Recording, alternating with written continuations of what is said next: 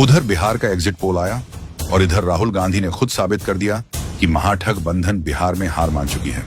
आज के press conference में जो तमाशा उन्होंने किया उसे देखकर आप अपना सिर पकड़ लेंगे।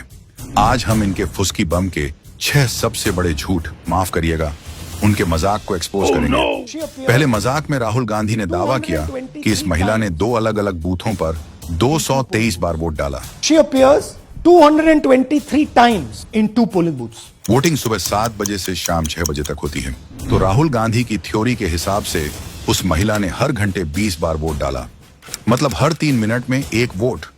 क्या 3 मिनट में एक बूथ से दूसरे बूथ तक जाना संभव है? अच्छा मजाक है। दूसरा झूठ, राहुल गांधी कहते हैं कि हरियाणा का एग्जिट पोल सही था क्योंकि पोल में वहां कांग्रेस जीत रही थी, असलियत में भाजपा जीत गई। देखिए 5 एग्जिट पोल्स हैं। एग्जिट पोल सबसे एक्यूरेट होता है, ओपिनियन पोल से एक्यूरेट एग्जिट पोल होता है। लेकिन इन्हीं महात्मा जी ने 2024 के लोकसभा एग्जिट पोल को मोदी पोल बताया था। इसका नाम एग्जिट पोल नहीं है, इसका नाम मोदी मीडिया पोल है, क्योंकि उसमें मोदी जी जीत रहे थे। मतलब कि जहां कांग्रेस जीती वो सही, जहां नहीं जीत पाए वहां वोट चोरी। अगर ऐसा है तो राहुल गांधी आपको 20 साल और वोट चोरी का मुद्दा लेकर ही घूमना पड़ेगा।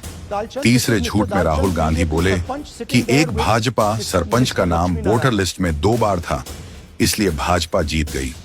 अब कौन समझाए इनको कि उनके अपने नेता पवन खेड़ा और उनकी पत्नी दोनों के 2-2 जगह से वोटर आईडी बने हैं, तो क्या उन्होंने भी 2 बार वोट दिया? चौथे झूठ में ब्राजीलियन मॉडल की बात करके राहुल ने खुद ही सेल्फ गोल कर दिया।